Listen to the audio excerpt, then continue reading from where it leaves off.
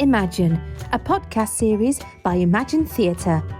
Hello again, how are you? Do you know, I can't believe we're 3 months into the year already, and this is episode 75 with me, Martin Ballard, and a look at the role of the pantomime director. For more information, go to their website at www.imaginetheatre.co.uk. In the last episode, I was joined by two of the most influential people in British theatre. CEO of Trafalgar Entertainment, Dame Rosemary Squire, and CEO/COO of Trafalgar Theatres, Helen Enright. That and all of the other previous 74 episodes are still available, so if you missed any of them, all you have to do is go to where you normally get your podcast from, and while you're there, make sure you subscribe to the series so you don't miss out in the future. There are many more episodes to come from Imagine Theatre, one of the UK's biggest producers of pantomime and children's theatre. Well, this time I'm delighted to say that I've been joined by Dr. Robert Marsden and actress and director Mary Bryan to look in more detail at the role of the pantomime director. So first of all, how are you both? Fine, thank you. Very well. Thanks, Martin. Now, of course, Rob, we've spoken before, so anybody who's heard any of the previous episodes will know a bit about your background, although that is changing, and we'll talk about that in a moment's time. But Mary, what about you? What about your background? Some people might know you've directed the panto in recent years for Imagine in Kirkcaldy, but I think predominantly you started as an actress with quite a few West End credits. Yeah, that's correct. So my background is the West End, musical theatre, and started off training as a ballet dancer. Ultimately, that's what I wanted to be when I was young, and went to the Dance School Scotland up in Glasgow, and then followed the path of musical theatre after that. Went to Arts Educational and came out of that, and was very fortunate to have a very successful career in performing in lots of the big shows. Shows like Scrooge and South Pacific, A Chorus Line, Chitty, of course. As a performer predominantly, but did you at any stage move into more choreography and direction? Yeah, so I've always done quite a lot of choreography. Even when I was at college, I did a lot of assisting with the teachers there. And as soon as I left, I went back into the colleges, both at Mountview and at Arts Ed, to teach and to choreograph. Then I took over up at Newcastle College as head of musical theatre, which kind of was my first steps into directing, really. So I took on quite a big role there, directed a couple of their productions and choreographed them there. So once I went back into the performing world, I was quite keen to start taking on a bit of a directing or a resident director's role within some of the shows that I've done. And what about your experience with regards to pantomime, both as a performer, choreographer and director? So I was lucky enough to start my pantomime journey, if you like, up at Perthwick Theatre in Scotland, which is a lovely theatre, and it's got a very family-friendly, homely feel to it, to their pantomimes. And it was a lovely introduction to the start of the pantomime journey for me, and was able to be the assistant choreographer on that, and did that 2 years in a row. And after that, I was at Potter's Bar at the Williots Theatre, which was just after my stint on Chitty Chitty Bang Bang. And then I spoke to my agent about speaking to Steve Bowden at Imagine and getting involved there, which I was very, very fortunate to be able to go and work alongside Steve at Reading and start my journey directing pantomime, which has just been fantastic. And now you're a big part of the Imagine family, which is a lovely thing to do, isn't it? Absolutely, and I love it very much. I've been doing it now for quite a few years. I first did my first one on my own after assisting Steve in 2012. I then went over to Gray's End and did my first one directing myself, and that was Beauty and the Beast in 2013. And I've done one every year since then. Well, the other interesting thing about you is we've talked on this podcast so many times about the importance of theatre for children, whether that be their first performances on stage, coming up for the song sheet, or just sitting in the audience and getting that first immersive experience of theatre. So tell us a bit about Showstopper UK. This is my business that I started up when I became a mother. So where I am, the fact that my family is up in Scotland, it made childcare situation quite tricky. And I decided that actually to go back into going on tour or into the West End, but the show wasn't quite correct for me at this time. So I started Showstopper UK, which is baby musical theatre sensory classes with a musical theatre twist. And and it's great because it really immerses the children and the babies right from a very early age into quite emotive and very sort of serious music, as well as the nursery rhyme elements, which they so enjoy. it also gives them more complex music, which is brilliant for their cognitive behaviour and their stimulus for their brains, and just getting them to love it from a very young age, which I'm quite very passionate about. I, for one, am probably one of many adults who quite fancy that idea as well, to be honest. It is. It's lots of fun for the parents and the carers as well as the children. So actually, it gives a little bit of a different angle. So it really can help with mental health for the parents as well and the carers to get out and to do something that they enjoy and sing along to the musical theatre songs. So it's really lovely for everybody, and I really enjoy it. Now, Rob, we've spoken about your background in detail before. It's changing slightly. In fact, you're going to be, spending a lot more of your time as a director than perhaps you have for the last decade or so. Tell us, first of all, a little bit about how you became a director in the first place. I was really lucky to be able to assist, like we were just talking about there, to be assisting in the late 1990s in the repertory companies across the United Kingdom, which was a really formative experience, assisting Sir Alan Ayckbourn, assisting at the New Vic Theatre. I was setting up my own theatre company. I loved the acting process. I knew very early on I wasn't going to be an actor, but I really enjoyed rehearsal room processes and engaging in that process through a directorial lens. So I was setting up my own theatre company, assisting, and then became an associate director in for various productions and companies, and then took on much more directorial roles. And over the last 18 years, I've been at Staffordshire University, and I've always been able to maintain my freelance directing career. I've been extremely fortunate that the university have allowed me to continue to direct 2 or 3 times a year and let me out in the summer and at Christmas, obviously, for Imagine Theatre since 2007, directing for them. So I got in that wonderful learning on the rehearsal room floor, assisting some wonderful directors. And now you are taking a leap of faith and really concentrating your entire career on directing. Is that right? I am. I'm going to be carrying on doing a little bit of consultancy work in higher education and also doing much more work in terms of freelance directing and also my writing. I've also done a lot of adaptation in the past as well. So I'm going to continue that balance. And I'm at that little stage of my life, I'm reaching a certain age and I'm thinking, actually, I need to return more to my roots. So rebalancing, still be working in higher education as a consultant, but also doing much more freelance work moving forward. So yeah, a big leap of faith is in 2024. Well, we wish you all the very best with that. You won't need the luck, but best wishes with that. Hope it goes well for you. With your academic hat on, how much do you know about the history of the director? Because I think it's well documented, and that sort of transition from the former actor manager in panto terms, it's not quite so easy to quantify. And I think, people like John Rich with the Harlequinade and maybe Augustus Harris a little bit later on, in this country are key figures. But everybody talks about producers and impresarios more with pantomime, don't they? Absolutely, and there's always been directing roles. Students are always surprised when you say that actually the role of the director, as we know it, has only been in place for the last 200 years out of, say, 2,000 years of theatre history. But there's always been someone who's had to marshal everything together. That might have been the priest or the spiritual leader in very early days. It might have been the kind of a chorus master in religious ceremonies. Obviously, the playwright took on directorial roles in Elizabethan and Jacobean and Restoration eras, but the actors self-directed a lot of the time. There were only 2, 3, 4 rehearsals during those periods. But interestingly, yeah, in that period when you're talking about Rich and Harris, kind of the 1800s onwards, you had then the growth across, particularly in Europe, of this role of the director. The Duke of Saxe-Meiningen in the 1800s in Germany was directing a group of ensemble players and touring, creating characters, giving the supernumerary parts, backstories and deep characterizations.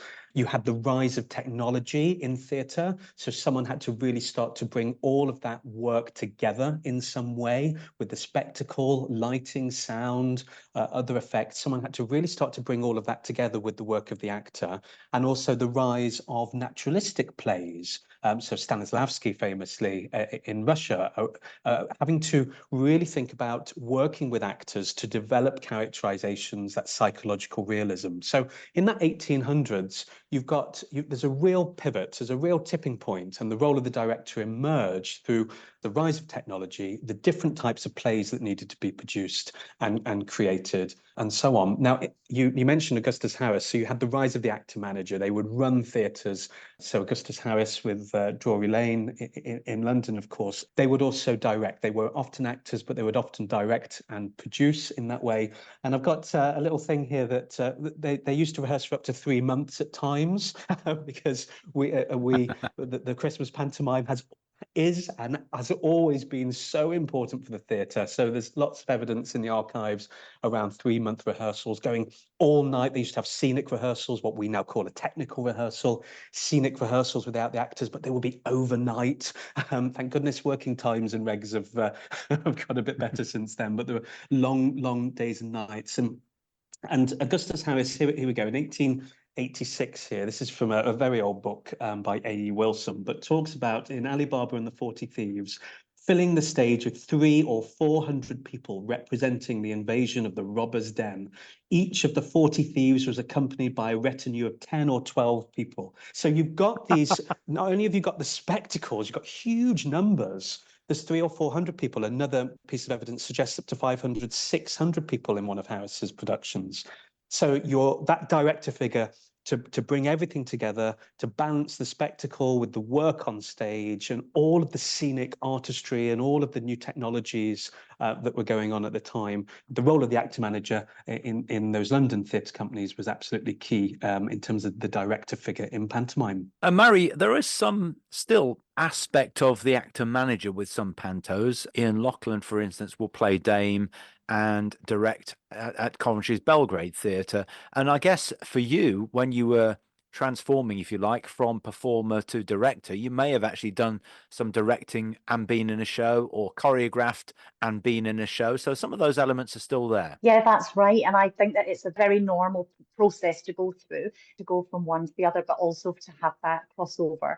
It's a really good insight as well, I think, to be doing and directing at the same time, or doing and choreographing, because you can really sort of feel what the actor or what the dancer feels at the same time. But it is nice to then be on the other side and being able to take complete charge and just see it for what it is, rather than trying to imagine what it looks like from the front. If you know what I mean, if you're in it and trying to direct it, it can be very tricky, because you're trying to imagine what it looks like from the front, rather than actually just being able to sit back and see it and view it and do it that way. Yeah, especially for those tech rehearsals, that's always an issue, and it's always good to have a second pair of eyes in the auditorium, isn't it? But there are different styles, and a lot of people who don't have any involvement in theatre will probably think the director's role is to make it look good, you know, to organise the blocking and to make sure the actors know their lines.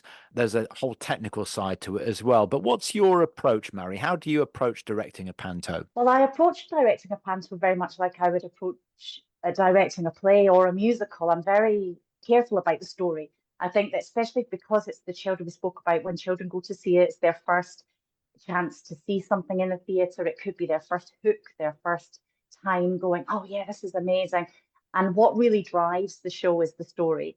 So I tend to approach it from at the beginning, when we're in the rehearsal room, from a very similar place, so that we talk about the characters and how the characters are going to display on the stage, so that you've really got all those different types of characters. The difference, obviously, in pantomime being that they are the extremes of each character. So you've got a very big baddie and a very big comic and a very big romantic, but must maintain the story. So yeah, so that's the way that I look at it. And then obviously once you get into the technical side of it and you go into the technical rehearsals, there is a switch. And with pantomime, it is so fast paced. There's a lot happening, and you do have to take on a little bit of everything and see the lights for what they are, and try and make sure that the set's moving where it should, as well as still maintaining the real idea of the heart of the story, of that fairy tale that's at the base of it all. Rob, we have to remember that pantomime, any theatre for that matter, is multi-sensory. It's not just what it looks like, it's what it sounds like, and so on. But what about the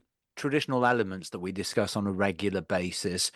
How aware of you, when you're directing a panto, that all of those are still there and the signposting works? As Mairi was saying, story's key. And then when you bring in all of those anarchic elements, those traditional elements, they have to hang, what I always call it, like the washing line of the story. And then you hang all of those other elements off it. But the story is your pulse and your drive all the way through. I'm very keen as a director to work within audiences' expectations, particularly if you've been in a venue for a long period of time and you've built something up. There's an expectation, and you can obviously bring something new, but there's an expectation that there'll be a messy slosh, for example. So that's key for me as a director. As Mairi was just talking about, the role of the director is to be the eye of the audience all the way through that rehearsal room process, through all levels. So yeah, you're absolutely right in terms of that wider sensory perception. And I've always hooked on kind of the David Woods notion of suddenlies, that there has to be a lot of suddenlies all the time to keep young people involved. But we know that pantomime is for the family as well. So I'm trying to look at it through the lens of being a parent, being a grandparent, being a young kid as well. And I always love it in rehearsals when the junior chorus watch the run through or stagger through for the first time, and I watch it through their eyes. How are they responding to what we're doing in the room? What I find funny at 2 o'clock in the afternoon might not be what they find funny when they watch it and they come in. So it's really, and same thing as well on those first few performances. You're watching, you're in the auditorium, you're sensing it, and I think being on the outside of that's really key. And for me as well as a director, I think about how I structure the rehearsal room slightly differently. So with a play, I'm doing it in chronological order because there's often, particularly if it's a psychologically realistic piece, and you want to get a sense that A leads to B leads to C, and there's knock-on effects. But actually, in the first day, we might do a major routine. I might do a very complicated bit of physical business because it's kind of sits outside of the order of the story journey, as it were. But actually, I need that to get the actors to embody that and to really feel that they're at ease with that. So we'll do all of those complicated either routines, either dance routines or physical routines early, and we might do 12 days in the first few days. We'll do the slosh in the first few days, for example, so that we're not leaving that until when we get to that in the script, because then the actor's got longer to embody it. So that understanding of what an actor needs in a short rehearsal period is also really key as a director when you're structuring. Are you aware of a sort of educational element to this, certainly in the first few days of rehearsals, because there will be some people in the show, whether they're ensemble or junior ensemble, who have never done pantomime before. But initially, when you get your cast together, do you talk through the responsibility of a comedy role as opposed to a story-driven role and so on? I think it depends on the cast that I've been given, Martin. Yes, but that does sometimes have to happen. Like you said, it is an education for some people because they haven't done pantomime before.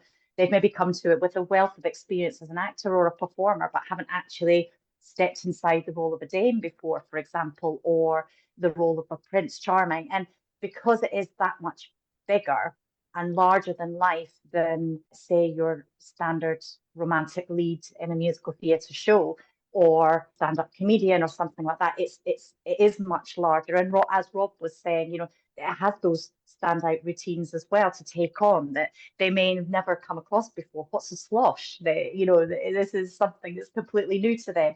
So yeah, so sometimes it is important to sit down with them and say, okay, so this is where we're going to go with this. This is how to approach it. But then after that, yeah, you just, as you're going through that week's first initial rehearsal process, you can find people's natural rhythms and then enhance on them, especially with things like the Dame or, your other comics in the show. It's really important to let them try and find their own natural rhythm and then work with that, because you'll get a much better and more real response and get a much better response from the audience as well if they're feeling that the person is very comfortable within the role that they're in. So I think as well, when you do the slosh for the first time, I think maybe you should spend at least as much time on skincare as you do on the actual routine, because we all know what it can do to you, especially if it gets in your eyes. In terms of the other aspects of the role, Mary, because as a performer, you will be aware of part of the director's role when you first start directing shows. But of course, it's a collaborative role in so many ways, with choreographers, with the actors, of course, but all the various technical departments as well. How was that for you when you made that change? I think, yeah, it was a big learning curve for me taking on something as big as pantomime from a technical point of view, because you really do have to know a bit about everything. Understanding the sound, understanding the lighting, all of those sorts of things. And I really thrived on that. It was very exciting to take on that part of it. And yeah, I enjoyed that part of the journey. But it is a slightly different collaborative experience doing pantomime to doing other shows where everybody really does have have a role. It's a bit more sort of formulaic.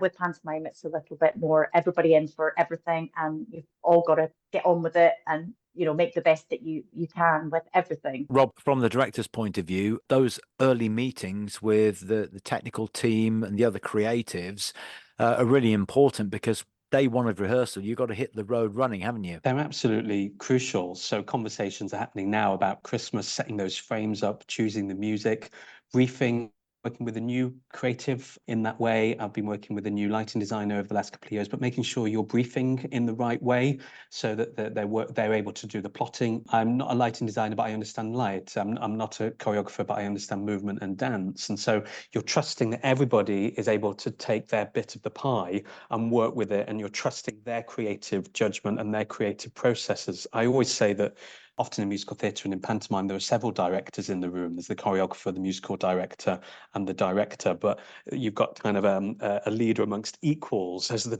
myself as a director, I always kind of say, well, the buck stops here. I'll make those decisions. I'll make those early calls months and months ahead of getting in the rehearsal room, because then you can use all of the time available in a really, really productive way, that you're not wasting time, that you've had those conversations, you've had those pre-production meetings. There should be very few surprises. We know we've worked out months in advance what's being underscored live, what's coming from the tracks, working with the arrangers and so on. It's this huge jigsaw that starts round about now for the following season. And my conversations with head office are really key to kind of prime me in terms of expectations as well. As a freelance director, I'm working for a producer, so I have to be really cognizant of working to a producer's brief and then working within that, and then I brief and work and lead the teams and so on. So yeah, it's a huge collaborative effort.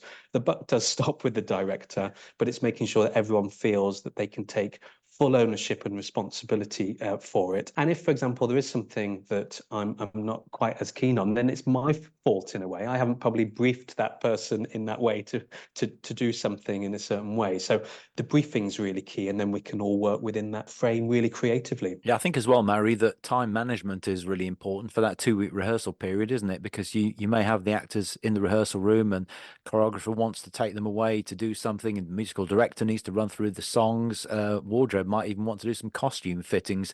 You've got to be on it with time management as well, haven't you? Absolutely. And as Rob was saying, that that was well put. You're putting it, briefing everybody before you go into the room, and then everybody being able to sort of carry on with their slice of the pie. And that's the same, it carries on into the rehearsal.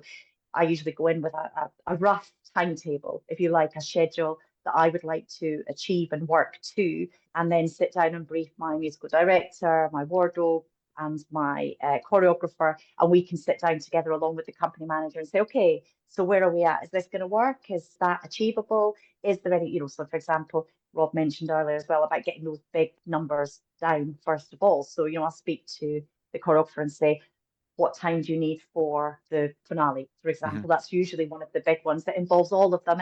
And some of the actors won't be as used to taking on big choreographic numbers as others. So you want to make sure that that's in their body at the very beginning of the rehearsal period. So you sit down with everybody and make sure that the schedule's going to work. And we always have a debrief at the end of the day, and then again in the morning, to just make sure that I, as a director, have made sure that everybody else's needs are covered as well, because that's really important, and that's how you can make the best of the time. And then as soon as you've got a little bit of space, you can do a break. If we're fortunate enough, which I have been in some of the venues, to have a breakout space, I can say, okay, can somebody go next door with the choreographer and go and do that section, or go next door with the musical director and do the song, and I'll work with this person on this scene. So you can multitask and get quite a few different things done during those times in the rehearsal room. That's really important. Being very organized, I think, is key. Mary, what do you love about directing, and panto for that matter? It's the fun that you see when you go in and watch the audience on those first few performances after putting the whole thing together. I mean, there's nothing really more rewarding than watching the show from out front. You feel the vibes from the cast on stage. They're having a great time. You're watching the audience, you're seeing kids clapping, you're seeing kids booing, tiny little babies going, oh, look at that. Or, those little moments that you catch from the audience. I mean, that's really just something that's phenomenal. And it's really rewarding. From a point of view of being in the rehearsal space, I love that first week, getting to know your actors, getting to know your cast, And I've been very, very fortunate to have worked with some fantastic musical directors and choreographers as well, which is always good fun. You end up with a really lovely rapport, and it could just be so much fun. It's fast paced, it's hard work, it's all in for those first few hours in that first week, and then into tech week it's busy, but it's good, it's fun. It's really exciting. What about you, Rob? What do you love about it? I'm the same, really, in terms of seeing that all come together. And I know I've said this on another podcast, but for the audiences, I always think you kind of go in as individuals and come out as one, that you all share that amazing, joyous, anarchic, topsy-turvy world, end up, and go out on a high with that amazing finale number. So for me, it's a real unifier. That's what I love essentially about Panto. And of course, you're both back directing again this year. Mary, I'm assuming you're back in Kirkcaldy. I've not spoken with Steve yet, but I've got a meeting with him next week, so I'm looking forward to having a talk with him. But I know that we're all keen for it to be back up in Kirkcaldy, because I do enjoy being up in the venue. I've made some lovely connections up there, and great rapport with quite a few of the in-house staff as well. So it's quite nice. It feels like a home from home for me. And Halifax for you again, Rob, is it? I believe so, all bar the shout.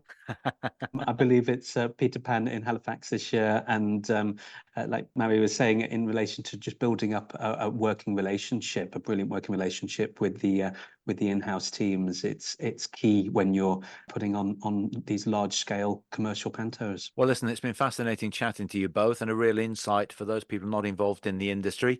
So Rob and Mary, thank you so much for talking to us. Thank you. Thank you. And before we finish, another of your questions, and this one is a really interesting one, and it's basically asking, what sort of effect on pantomime production has the economic situation over the past 4 or 5 years had? To answer that question, here's Imagine's joint CEO, Sarah Bowden. That's a bit of a tricky one to answer, if I'm honest, because the economic situation has ebbed and flowed a lot. Obviously, we had a really successful panto season across the country in 2019. Then we lost the whole of the 2020 panto season, which I still can't believe happened, but it did. 2021 was affected by COVID closures during its season. Scotland and Wales closing on the 24th of December, England struggling through, but losing some performances due to illness and people having to be off and all the COVID regulations. So that was bound to upset the apple cart a bit. 2022 saw a great bounce back for Panto. We'd hoped that people would want to come back to see the shows, and they did. And in 2023, we were optimistic, and indeed rightly so, that we ended up with a really good season. So all in all, pretty positive. But of course, this is all across the backdrop of a cost of living crisis. Very conscious that we've had to keep ticket prices affordable. Very conscious that we've had to make the productions as accessible as they possibly can be. But in the light of the fact that over the last 2 years, both years have seen a 10% rise in minimum wage. So what do? Do you put tickets up by 10%, but make them unaffordable to keep them in line with minimum wage rises, or do you not? That's been the huge dilemma that the panto producing fraternity have faced. What do we do with ticket prices? Ongoing issues, I guess, but that's the nature of economic situations. They ebb and flow. So it's affected it quite a lot, but nothing that we can't deal with. It's Pantoland after all, and everything's magic, right? It certainly is. Sarah, thank you so much. And I'm afraid that's it for now. Don't forget to send any questions you might have about Imagine Theatre or pantomime in general using the Get in Touch section of the website at imaginetheatre.co.uk. In the meantime, make sure you subscribe through your favourite podcast app, and don't forget to join me, Martin Ballard, next time for episode 76, when I'll be taking you behind the scenes once again at Imagine headquarters. Thank you for listening to the latest edition of Just Imagine, the podcast series from Imagine Theatre. And you can find out more by going to www.imaginetheatre.co.uk.